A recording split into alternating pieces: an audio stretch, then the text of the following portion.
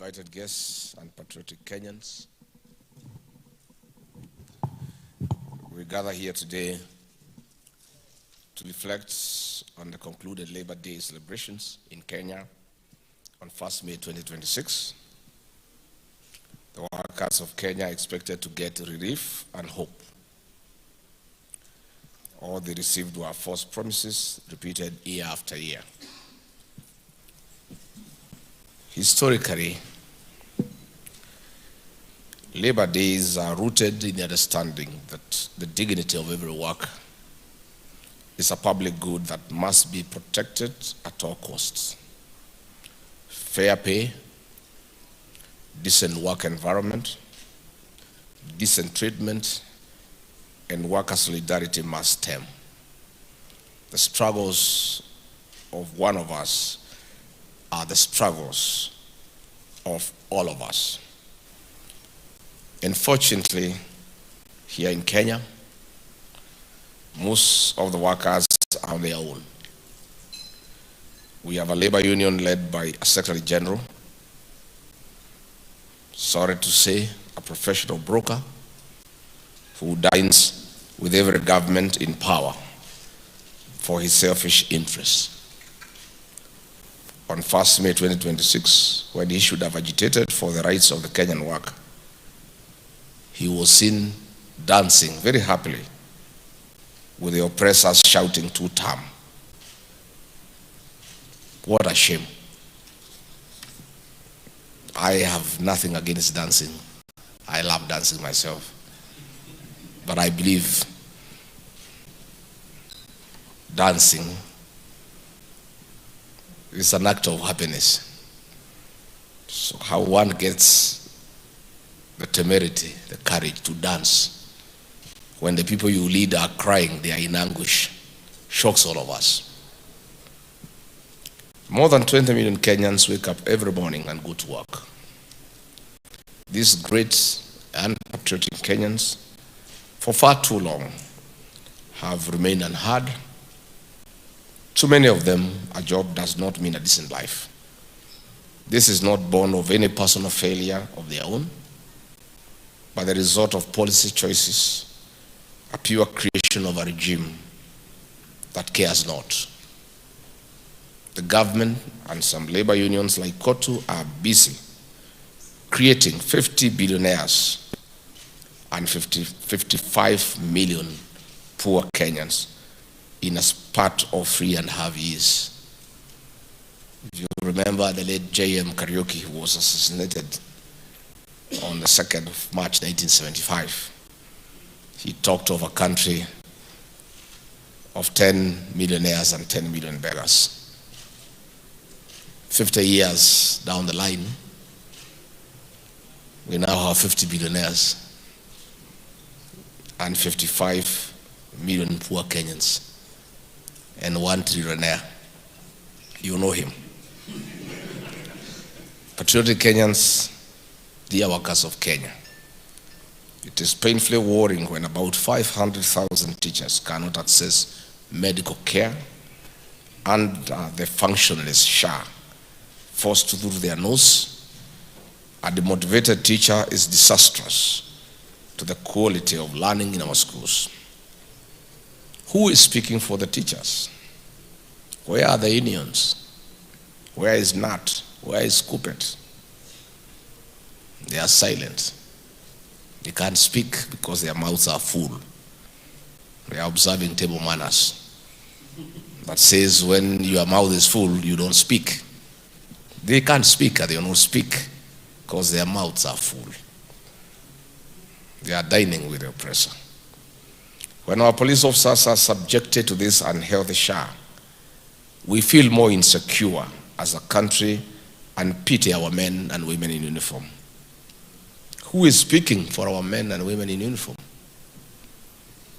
When Gikomba, Githurai, Karioko, Kongea, Huruma, Lubao, or Lodwar markets go up in flames or die under heavy taxation, or a driver is deactivated from an Uber or a boat platform without recourse, it is their entire households that pay the price. Their families suffer irreparable pain.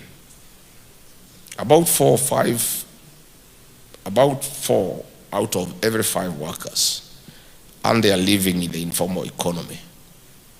Informal workers in Kenya remain marginally excluded from the national planning, socially unprotected, and functionally exploited. Who hears the plight of Mama Fua, who most of the time is overworked and underpaid? Despite the 938,000 posts across government ministries, parastatals and county governments, the public wage bill takes up roughly 35% of the national revenue. Yet, despite this, too many households still struggle to pay rent, buy medicine, keep children in school, and plan for their future. The question is why? There was a time when the payslip meant something in this country. It held the dignity of the working Kenyan.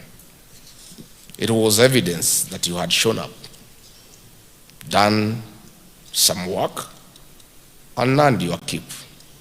Today, the payslip does not show what you earn. It shows what you cannot afford.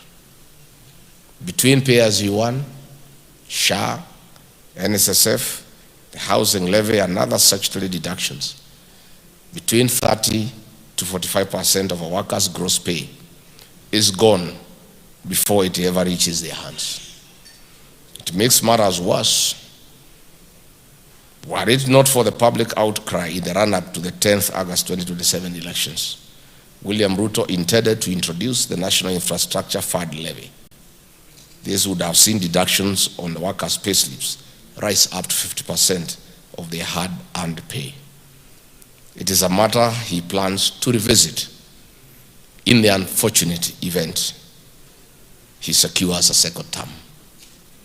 Workers be forewarned. With a mutilated payslip by William Ruto, the Kenyan worker has been denied spending power in a historic high. No wonder the economy of our nation has dipped from 7.6% growth in 2021 to the current 4.6%. Numbers do not lie. I'm aware William Ruto is disputing these figures that have been released by a department in his own government. A department in his own government has released figures telling the people of Kenya how the economy is performing. And he is saying those numbers are a lie. I'm told that the guy in charge of that department will soon face the sack for daring to tell the people of Kenya the truth. Hata mkisima stima tutaendelea tu. Oh, great. See the skyrocketing fuel prices, high inflation rates, high lending rates, increased crime rates, among others. And the Ruto regime remains unbothered, unbored. To them, the Kenyan is an extremely happy person. What a regime. Patriotic Kenyans, we must ask why other workers of the country are being put through this pain. Is it worth it? You only need to look at the affordable housing levy. Some are calling it the avoidable housing levy. And I think we need to, next year, to shift from affordable housing levy to avoidable. Look at the affordable housing levy to see that the government is taking from its citizens without giving them what they promised. Billions of shillings have been squeezed from the payslips of Kenyans without due accountability. These are not voluntary deductions, rather deductions forced by William Ruto to the Kenyan worker through the National Assembly. Audit reports show large sums parked in private or intermediary accounts earning interest that lines the pockets of one individual. The State Department of Housing has no capacity to absorb these funds. It's too much money that has been taken from workers forcibly, and the State Department has no capacity to absorb those funds. So these funds deducted from workers of Kenya are stashed in William Ruto's CDN Bank that has exponentially grown to a level extraordinary. For instance, in the financial year 2022, deposits of this bank before Ruto bought it were only 25.4 billion. After he bought it in 2023, they increased by 9% to 27.6 billion, reflecting organic growth from the legacy retail and SME base.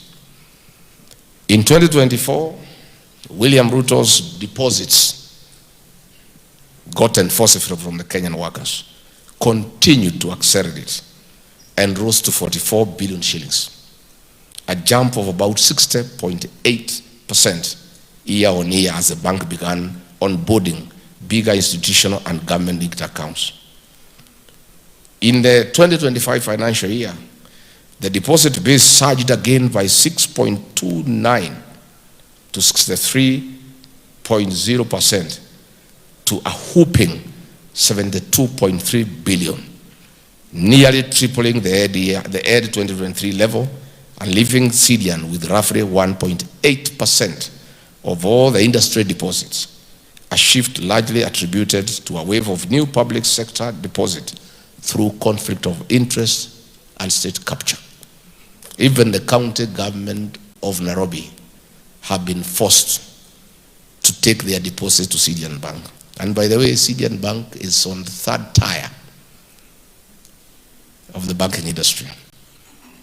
The agreed policy of government is that all government funds should be put in tier 1. That is ABSA, Equity, Cooperative Bank, Standard, Cooperative. And most of these are government banks, so you want government money to be put in government banks so that the profit can benefit the Kenyan people. William Ruto has directed that all funds are taken to his bank, CDN. It's the worst act of conflict of interest and state capture witnessed in the history of independent Kenya. And the victim, the Kenyan worker. And then the man who is supposed to fight for the workers is dancing happily before the oppressor, singing songs of praise, and the choir master or the praise and worship team of the king. Oh, you wonderful man. You've done so well for the Kenyan workers. We are so happy, we don't know what we could do without you. Never mind, you have deducted everything from us, we still love you. You are the best president ever, and you must get another term. We don't want to imagine how Kenya would be without you. The Kenyan workers love you. They may be crying here and there, but the love for you is undoubted.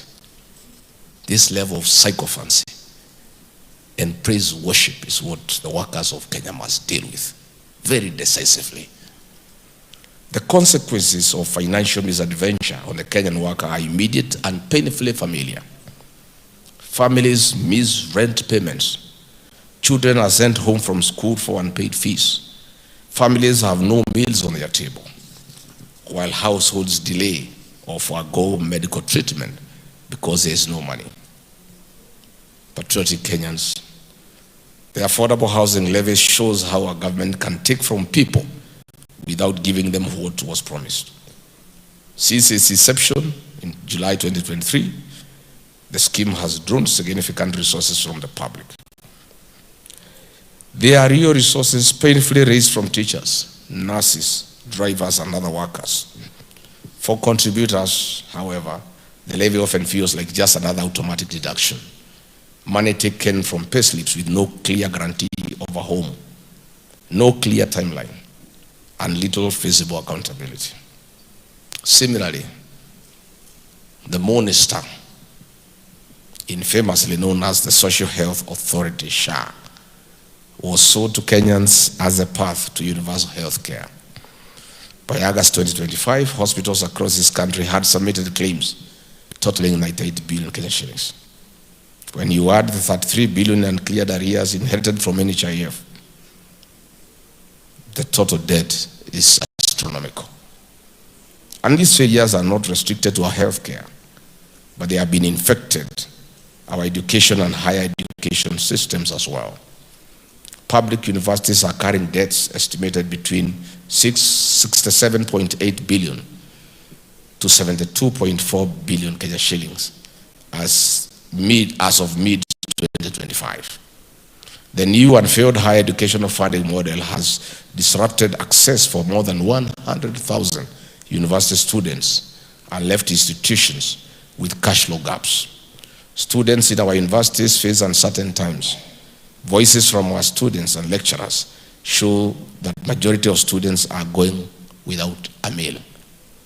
The consequence is a cyclical industry action, strikes that interrupted learning, and a future workforce whose training and prospects are uncertain.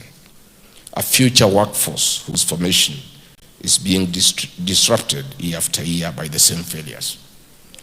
We cannot discuss workers without addressing the informal sector. About 4 out of 5 workers earn their living in the informal economy. Informal work absorbs nearly all new jobs created annually, accounting for about 86% of new opportunities. It is the backbone of our everyday life. Take border riders, for instance. 2 million of them keep our cities moving and supporting shops, markets and deliveries, generating roughly 660 billion Kenya shillings a year, about 4.4% of the GDP. Yet their work remains risky. It is just the first quarter of 2025. There were 431 reported deaths and 5,856 serious injuries from motorcycle crashes, roughly 5 lives lost every day, imposing about Kenya shillings 50 billion a year in medical and family costs. Likewise, Uber, Bolt, Wasili, Faraz, Taxify, little cab drivers face their own challenges. Platforms take 20 to 25% in commissions. Many net under 100 shillings an hour off peak, despite 10 to 14 hours shifts, and a single unexplained deactivation can wipe out a family's income overnight. We have a world of a system that extracts the maximum amount of labor from a person while giving them the minimum power to protect themselves. This unfair pay is a modern day slavery. This is a system that causes children to miss school, workers failing to afford treatment, and families failing into debt. There must be justice for UP workers. For instance, Uber alone has reported over 130,000 drivers in Nairobi and more than 1 billion riders annually, underscoring the density and economic importance of the platform ecosystem within a single metropolitan area. Our private sector is under pressure too. Small and medium enterprise remains fragile. For instance, the private security industry, which employs more than 1.3 million guards through the 789 licensed security firms, face structural risks from proposals to substitute their services with National Youth Service personnel, a change that could displace thousands of workers and destabilize the entire sector without a clear transition plan. Patriotic Kenyans and workers, and there is labor migration, the job majority phenomenon. The government tells us that between 300 and 500 Kenyans leave Kenya each week seeking work abroad. That is 15,600, 26,000 annually. Of course, you all know it's a lie. That kind of movement at the airport would have been noticed by everybody. It's another mirage. This is driven by a youth unemployment rate of 35% and a domestic economy that cannot absorb nearly 1 million new entrants each year. But what jobs do they go to do in these countries? The Kenyan workers in the Middle East are going through modern day slavery. They are distressed, they are abused, they are persecuted, they are dehumanized. Kenyans are being conscripted into Russian and Ukraine military without their consent. To date, we have thousands of Kenyans unaccounted for, others in dangerous war zone and indecent work, as the Ruto regime demands that Kenyans clap their hands for them. Many Kenyans have lost their lives in the Russian war. Many parents are in anguish. They don't know where their children are. And we have a government that doesn't care. If any Kenyan must be taken to work anywhere in the world, let it be decent. Work with equal pay for equal work done. I want to assure the Kenyan worker and every Kenyan that we are in an unstoppable journey to bring back better our nation. We are on a course to restore the dignity of the Kenyan payslip and the Kenyan worker. Our workers must be happy again. Every Kenyan worker and every Kenyan for that matter deserves dignity and honor. Every Kenyan deserves to live a good life. And I must add that the Kenyan worker is in distress, feeling helpless, not knowing what to do, abandoned by the union leaders, oppressed by a government elected into office. And we have a lot of problems in families. Depression has set in. Suicide is on the rise. Families are breaking up because of distress of the Kenyan worker after their payslips have been raided by William Ruto. I want to give the Kenyan worker a message of hope this morning. All is not lost. In another 15 months, you'll have an opportunity to have a referendum question in the general election. The Kenyan worker must go to the polling station with a referendum question. Do I, a Kenyan worker, want to restore the dignity of my payslip or not? The payslip holders about 3.5 million. From my own assessment, every payslip holder has a minimum influence of 2 other people. 2.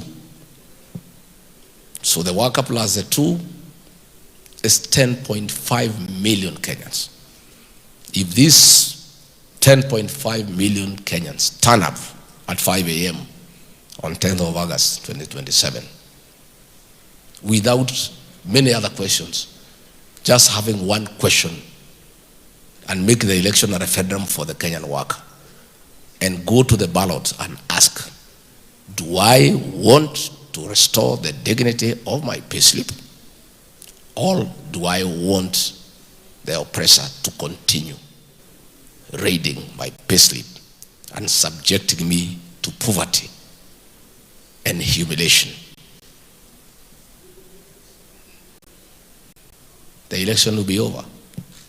10.5 million Kenyans who turns up with a personal agenda, not ethnicity, not ideology, nothing, personal. This man has raided my payslip. I need to get rid of him and get somebody else who can restore the dignity of my payslip. I want to tell the Kenyan workers this morning that the fate of your payslip rests squarely in your hands. You will have an opportunity next year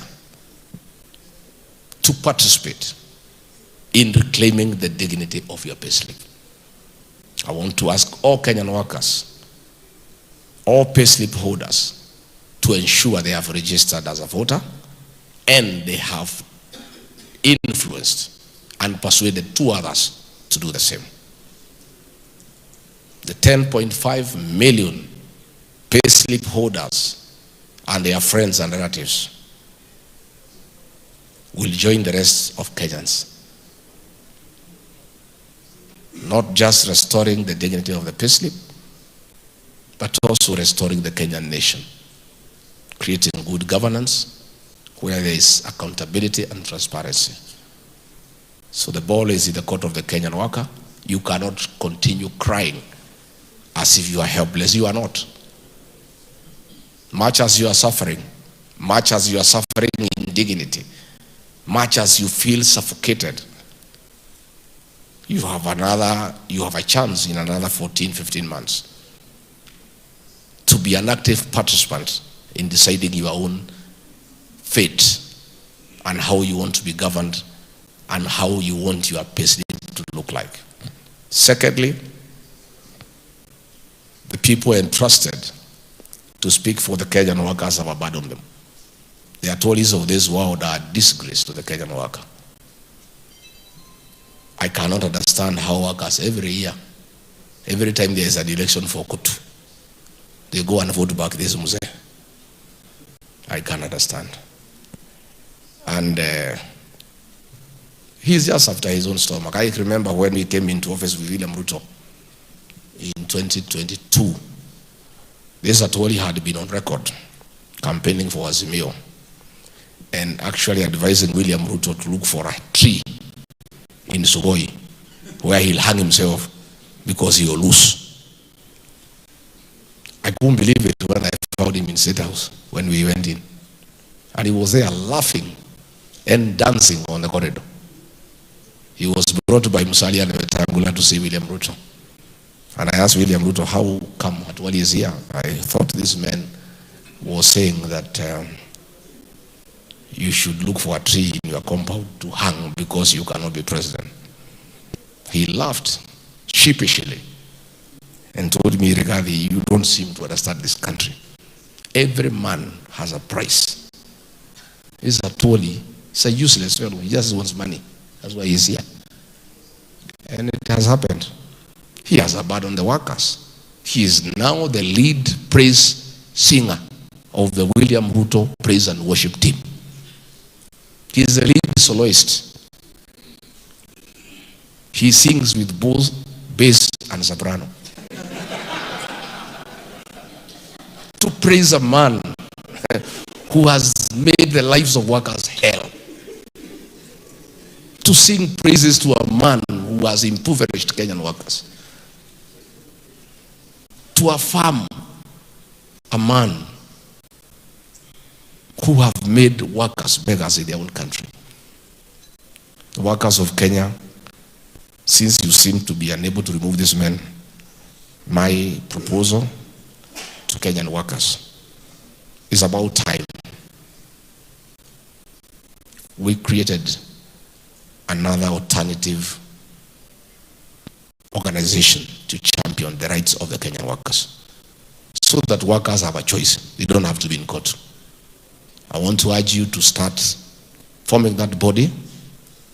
I know William Ruto, through the Registrar of Trade Unions, will frustrate the registration of that organization. But again, mine is just to assure you, get your paperwork in order, get the members in order. Next year, in October, when we are in office, we shall register the new organization that will champion the interest of the Kenyan worker.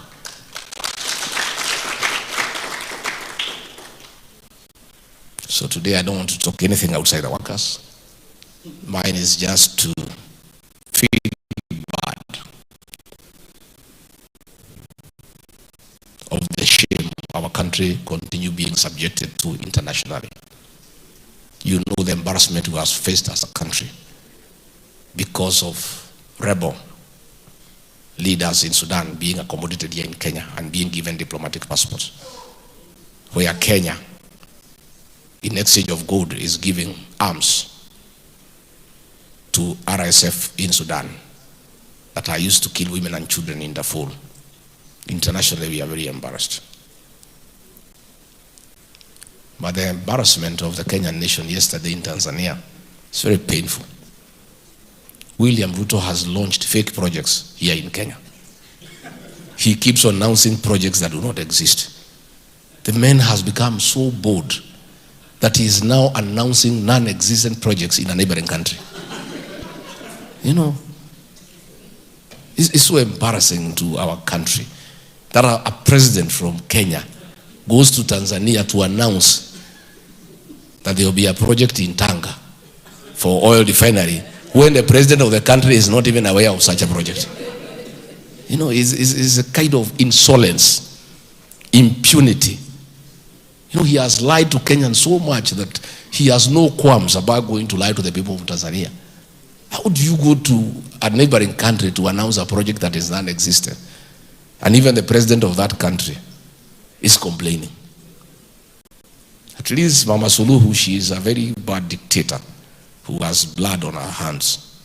And we are happy that the International Criminal Court is slowly cornering her. But at least, despite being a brutal dictator, she had the decency to say, no, this is too much of a lie. You know? She's a terrible dictator, but at least she has some kind of conscience that it is wrong for a country, for a president from a different country to come and announce a non-existent project. So that's the kind of indignity that we continue to suffer as a country. But the beautiful part of it is that it's only for a time. For 14, 15 months and it's over. And I want to assure you, it will be over. There will be transformation. There will be new leadership in this country. A leadership that cares for the people of Kenya. A leadership that cares for the dignity of the Kenyan worker. A leadership that cannot kill young children. A leadership that cannot say that young people should be shot in the leg. A leadership that respects the sanctity of human life. A leadership that will not allow looting of public resources, because all these resources are for the people of Kenya.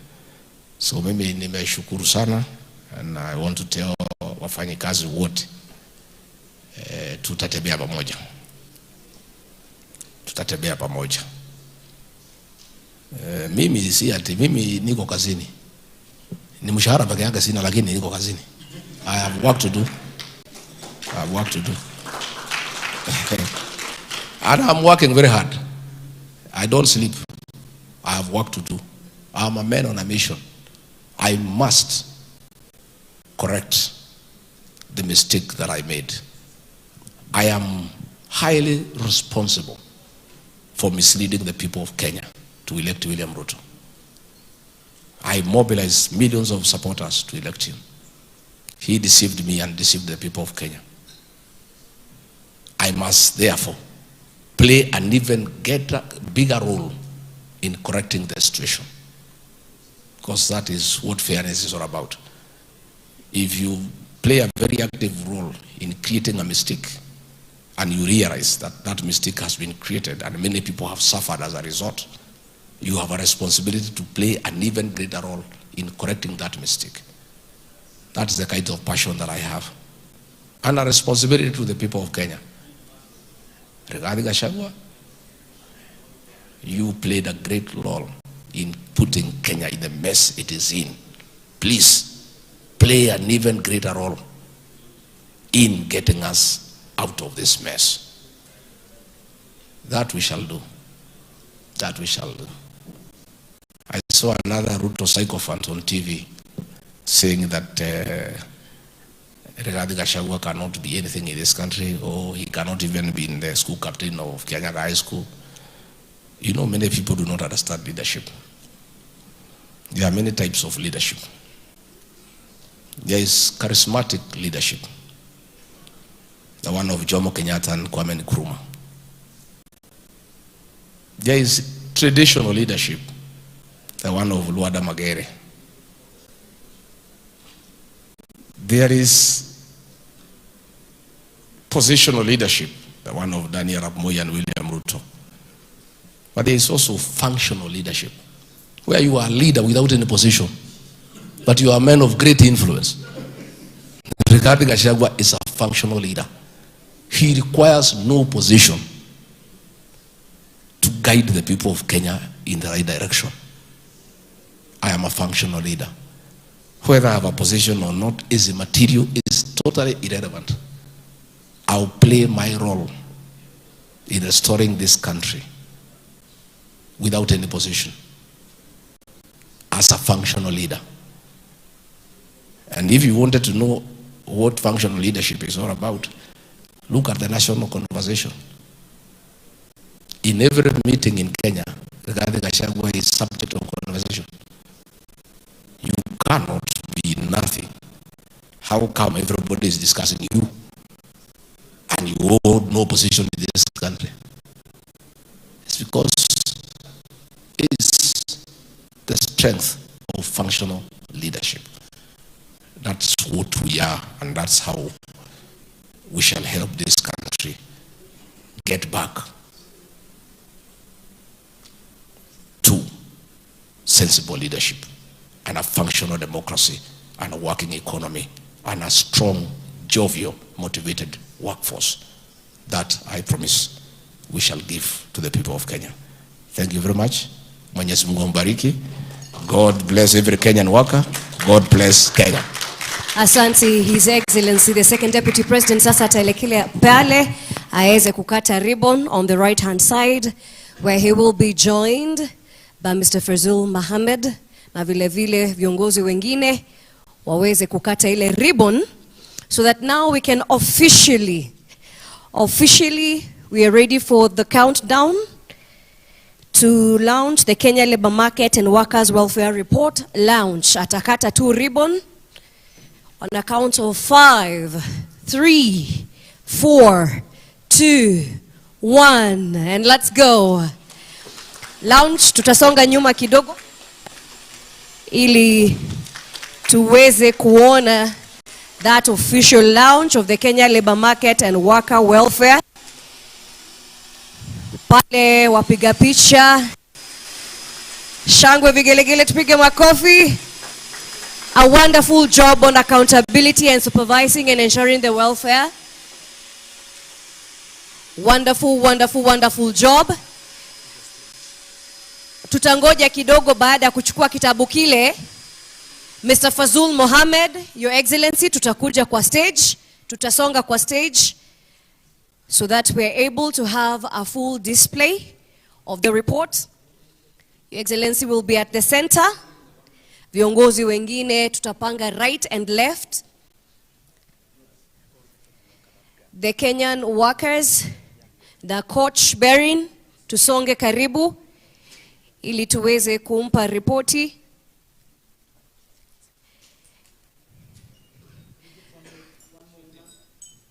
Coach is here. Atakaribia. So what they hold is the Kenya Labor Market and Workers Welfare Report. Hii report inaeleza zaidi maswala na shida za workers. Tumesema leo ni siku ya reflection of what is intended to be the Labor Day, mahali tunatetea mwananchi ambaye ni mfanyakazi wa Kenya, lakini malalamiko yanaendelea kuzidi, hawawakilishwi sawa. Naefaa viongozi wanaofaa kuwakilisha basi wanakuwa wanachelewa, wanaendelea kujituza wao wenyewe badala ya kuhakikisha. So we are okay now, members of the fourth estate, tunashukuru. Viongozi sawa sawa, tutakuwa na wimbo wa national anthem where His Excellency and the leaders will remain up on tutakuwa natupa wimbo wa national anthem kidogo.